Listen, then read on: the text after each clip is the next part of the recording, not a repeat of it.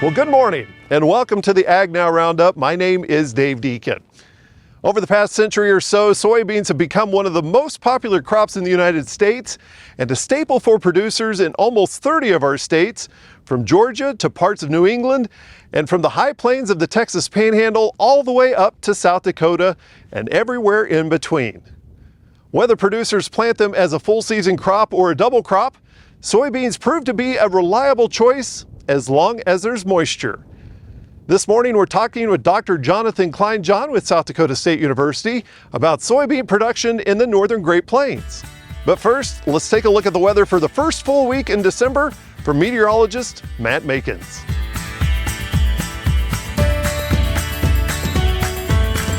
Matt Makins here with the AgNow Weather Report. Let's check on that drought monitor released most recently, just late last week.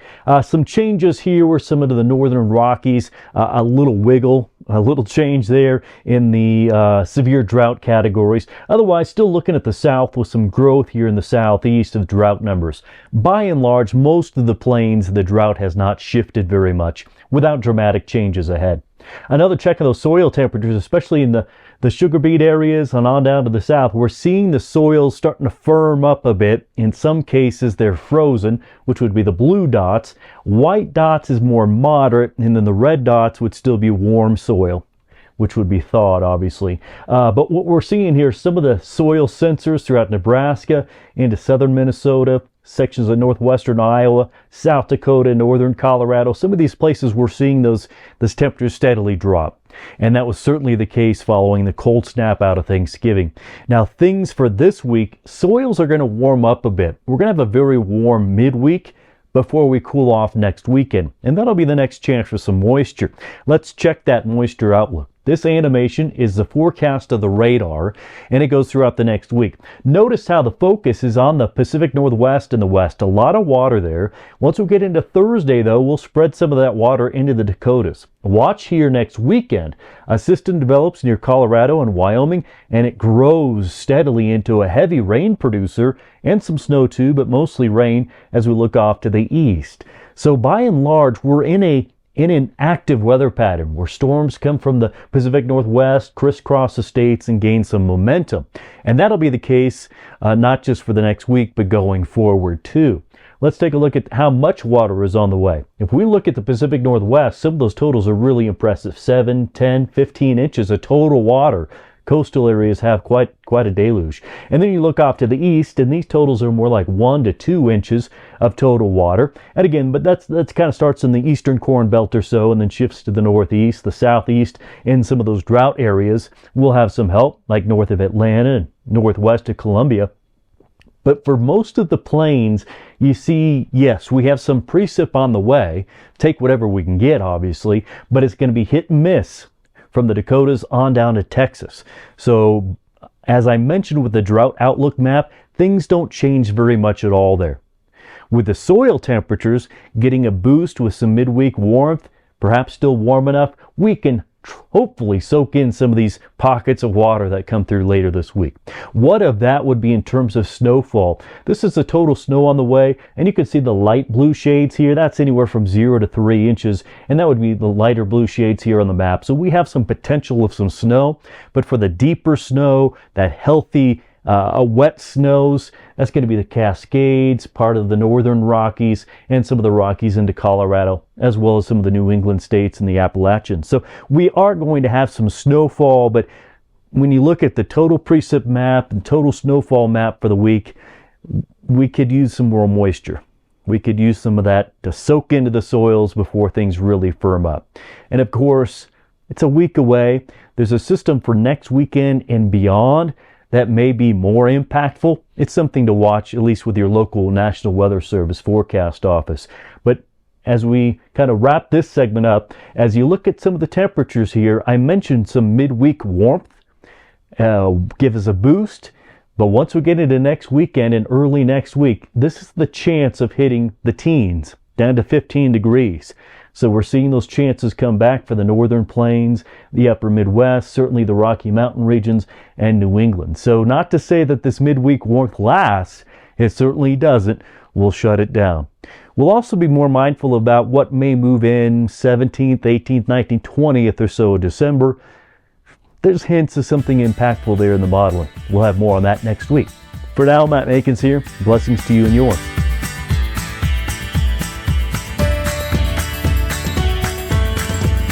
Well, thank you so much, Matt. South Dakota has a deep interest in agriculture with over 43 million acres devoted to crops and livestock.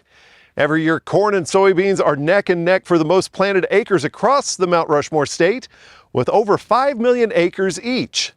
This morning, we're talking about the soybean crop across South Dakota with South Dakota State University Extension's Dr. Johnathan Kleinjan. Dr. Kleinjan, thank you for going on with us. And I guess let's start out with, how was the 23 crop whenever it comes to soybeans? I would say the soybean crop was average to above average, and I would say very surprising for the weather that we had this year.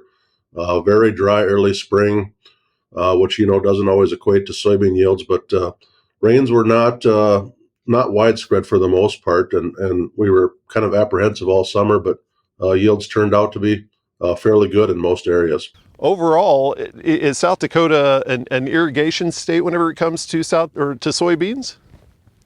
I would say we're more dryland production. It's kind of spotty depending on the area of the state you're in. Some areas have a little bit lighter soils, but overall, I'd say most of it's not irrigated. What part of the state do you see most of the soybean production? Because I know kind of across the southern part of the the southern part of the Great Plains, it kind of tends to be east of I-35, kind of the center part of the state. Is that kind of the same situation in South Dakota? Well, I would say in South Dakota, east of the river is the majority of our cropland, and soybeans started out primarily in the eastern part of the state, and they've kind of gradually worked their way to the west. As far as large production areas, I would say, most of it is our big production counties would be Brown County up in the north central part of the state, Spink County up there. But I mean, they're produced all over, even going west now. You never used to really see soybeans west of the river, and you're starting to see that more and more. But still, the primary production area would be the eastern third to eastern half. In many of the other parts of the country, we see them as double crops. Is that an option for South Dakota producers with the sunlight availability? I'm going to say no. There's been some experimenting done, and we just don't have a long enough growing season. Some guys have tried interseeding it in with a small grain, so it comes back after the small grain is harvested. But even in a good year, you might get 10 to 15 bushels, and that doesn't happen too often.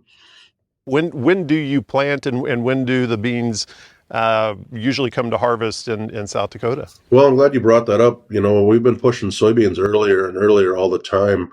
When I was growing up, everyone planted their corn first, and then we wouldn't even really think about soybeans till May 10th or 15th at the soonest. Now a lot of guys are planting their soybeans, if not before their corn, at the same time, starting the last week of April even. And we're seeing a fairly nice yield bump from that in most cases. Obviously, there's some risk there, but I'd say we're seeing a 3 to 5 bushel yield bump by shifting to early May versus mid-May planting date. And this year it was even more extreme. I did a planting date study here in Brookings, and we had 8 bushel difference from May 1st to May 15th, just because we had really hot, dry weather at the end of August. So the middle and later planting dates suffered. But yeah, so earlier planting all the time. I think some guys might be getting a little carried away. They're like, oh, I'm going to get out there middle of April. Well, I guess if you want to try that, but I don't really, given the growing degree days, the heat units we get in South Dakota, you're not gaining much by planting before the 1st of May, other than getting it in the ground. And then harvest is, it depends a little bit on the year with the kind of weather we get, but it'll start late September and go through the middle to the end of October. What issues have you run into with insect pressure, with disease pressure across South Dakota? Well, we've had in this area and in a lot of areas in South Dakota, white mold is a big problem. I know it gets a little too hot down south for you guys to see that, but it's a major problem here in certain areas. a lot of iron chlorosis in certain parts of the state. As far as insects, we used to spray for aphids a lot. It doesn't seem like that's such a big deal anymore. We do have gall midge creeping in now. I don't think it's really widespread yet, but it's being noticed in more and more areas. But I would say overall, white mold, and then we always have Phytophthora, SCN. I think that's a little more widespread than people give it credit for. You might not even notice it in your field, but it's probably still there. So whenever it comes to maintaining the soil quality, do you see a lot of producers doing rotations with the soybean crop? Well, here in the eastern part of the state, we're primarily corn and soybean rotation, conventional tillage, and that's probably not the best for soil health. Right. But we have a lot of dairy operations that are coming in too, more and more all the time. So we get a lot of manure, and it just seems like the corn soybean rotation works the best in some of those areas. We are getting a few guys that are experimenting with cover crops, and then rotating into a small grain as well. So not necessarily soybeans as part of the soil health, but it's just part of the rotation. And in the central part of the state, some of the guys I know out there say that a corn soybean rotation is never going to work in the central part of the state. We need a small grain and we need cover crops. So to answer your question, it just depends on where you are, and the attitude of the producers in that area. One of my favorite things to do in talking with extension folks from around the country is finding out what they're working on for the crops for their clientele in that state, and so I'm just going to ask, what experiments, what research are you doing into soybeans in South Dakota? Well, one of the primary duties of my job is running the variety trials. So I look at variety trials for soybeans. We have 7 locations throughout the state, and of Roundup ready trials, and then we also have 3 locations of conventional soybeans that are just kind of tied in with some of those other locations. So that would be number one, the variety trials to give farmers unbiased yield information. And then just I've done some other things along the way, like a data planting by fungicide study, data planting by population. Tried that for the first time this year and saw something kind of cool there. And then I've been a part of a national group called Science for Success, and I'm not sure if you heard of that or not, but it's a group of soybean specialists from around the country, and we've worked on some national projects. We looked at nitrogen and sulfur fertilization in soybeans. A few years ago, we looked at foliar fertilizers, and now the last couple of years, we've looked at biological seed treatments in soybeans. So try to do a lot of things that are, I guess, easily relatable to farmers, and also gives me something good to talk about during extension meetings in the winter. Seems like over the past few years, there's been a lot of talk about biological seed treatments. You're actually working as part of a nationwide study on those. What are you finding out so far? Well, yeah, we've worked the last 2 years. I worked with a national group called Science for Success. We're looking at biological products in soybeans. Basically, our trial involved 9 different products in 2022, and then we also had 9 products in 2023, and I think without looking back, 6 of them were the same, so a little bit of overlap there. The product list changed a little bit from year to year, but basically they are all biological products that are applied to the soybean seed ahead of planting, and different protocols a little bit for each. Some can be applied, a month ahead of time. Some have to be applied the day of planting, so on and so forth. But nationwide group, I think I want to say we had 17 states do the same protocol. Wow. And so we looked at whether or not these would improve yield and or nutrient composition of the plant. So I haven't seen the nationwide results for 2023 yet. My colleague, Dr. Laura Lindsay out of Ohio State, is compiling all of that stuff. But in 2022, I know nationwide, out of, I think there was 41 sites, and only 4 of them showed any kind of a response to seed treatment. So not real promising there, I guess I would say, at least for these products that we looked at. In South Dakota, one of our sites had some differences, but nothing was statistically different than the check, unfortunately. Right. And as far as 2023, I saw the same thing in South Dakota. So to sum up on biologicals, I think a lot of these products have merit. They work in the lab or they work in the greenhouse. but it's just hard to get them to work in the field, or hard to predict which environmental conditions they're going to respond in. So still a lot of work to be done, I think.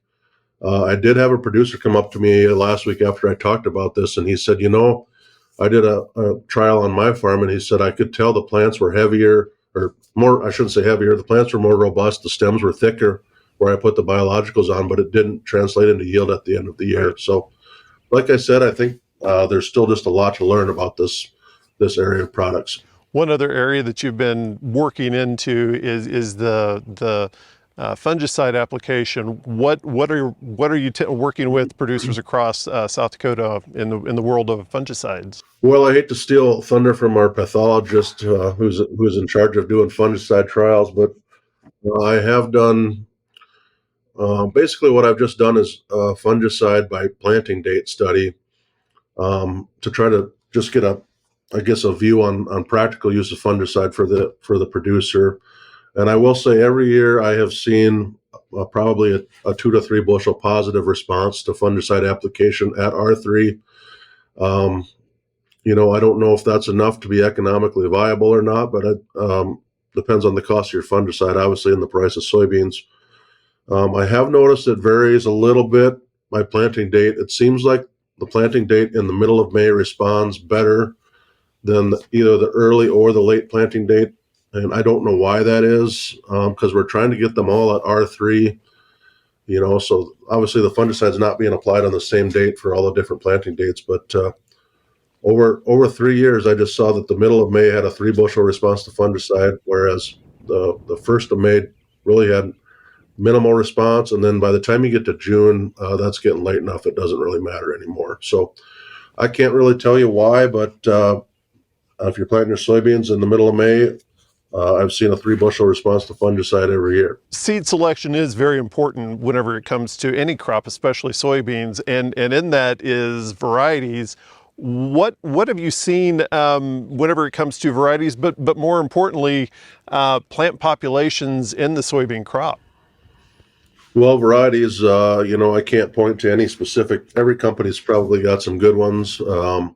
I will say from, the yield trials that I've done, almost every year, there's a 15 to 20 bushel spread between the high yielder and the low yielder in the variety trials. So, variety selection is important. Take some time to look at as much information as you can. That's what I say. And as far as plant population, I did a pretty extensive study back in 2016, 2017, and basically came up with the ideal plant population for 30-inch rows was 140,000, which is exactly what the seed companies were recommending anyway. Right. But so we went through all that work to kind of find out what we're already being told. One component last year, I looked at a planting date by population component, and I found that the early planting population, so the late April, early May, had a higher yield regardless of maturity of soybean planted across the board at 180,000 versus 140,000, it was substantial, like 3 to 5 bushel better. Wow.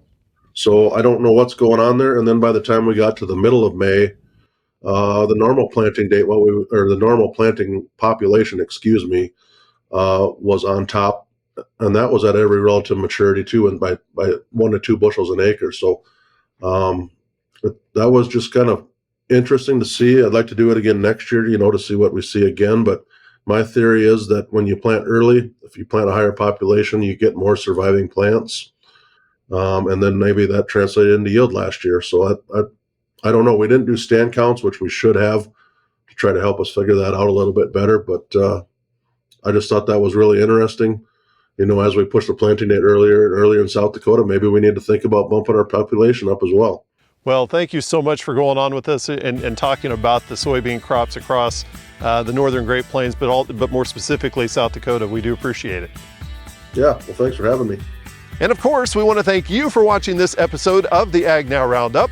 If there's something on the show that you'd like to learn more about, visit our website, agnowtv.com. And while you're there, check out our social media, sign up for our email, and of course, you can download a link to our app, all at agnowtv.com.